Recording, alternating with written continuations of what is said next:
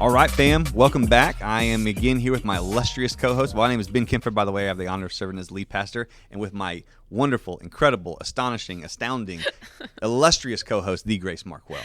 Hey, everyone. Welcome to Unit 2. So today we are going to be talking about Noah, and as always, we're starting with the patriarchs, and the first step is to connect the dots. So, Grace, would you fill us in? A couple things happened between when we left off with Adam in the garden and we're picking up with Noah. So connect the dots between those two narratives. Yeah. So we leave off with Adam and Eve. They were banished out of the garden. And the first thing we see happen is they have kids. They have these sons named Cain and Abel. Long story short, Cain ends up murdering his brother Abel. And so you think you have sibling conflict, like you would look at the first. go read pre-Noah. But we see that sin just continues to fill the earth. Adam and Eve were just the beginning. It just keeps getting worse and worse. And so already by Genesis 6, we see that the Bible actually describes God seeing the wickedness of the earth, and it says that he regrets that he ever made man. And we could get into a whole conversation about that. Yeah. In short, that's an anthropomorphism to say that God was displeased with what was going on. Yes.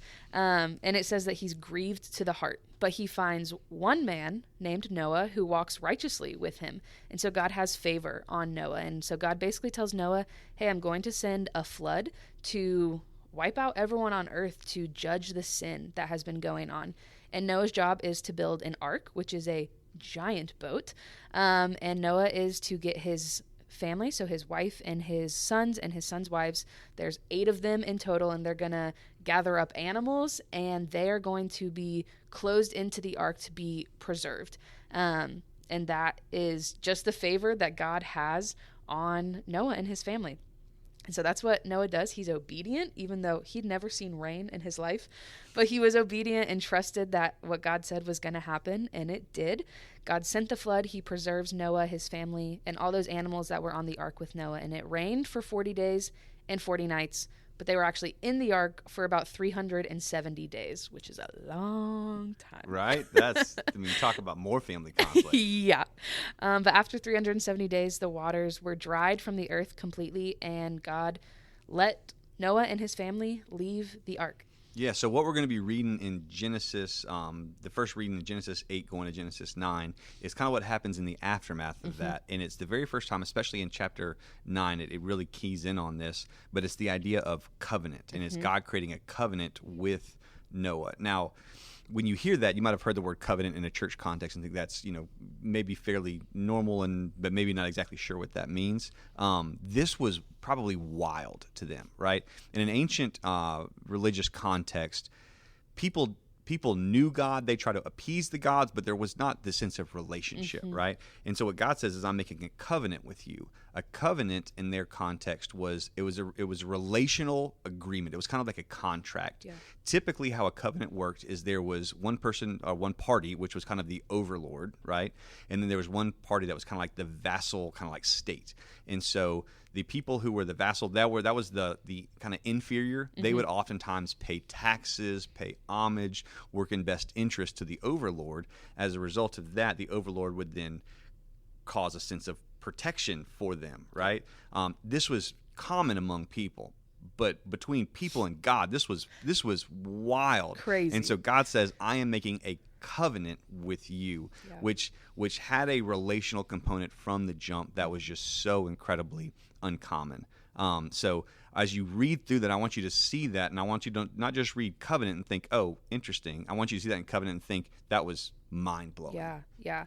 And can you tell us a little bit about what that covenant said? What was God saying in that relationship-making promise with Noah?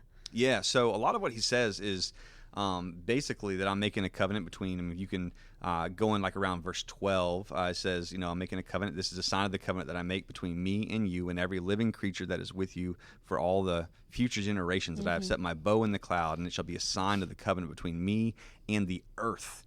When I bring clouds over the earth and bow is seen in clouds, and I will remember my covenant that is between me and you and every living creature and all flesh, that the water shall never again become a flood to destroy all flesh. So interesting thing here with the covenant, and by the way, and this is kind of like classic covenantal language, language, is that there is almost always a relationship. There's almost always a promise involved, what I'm going to do.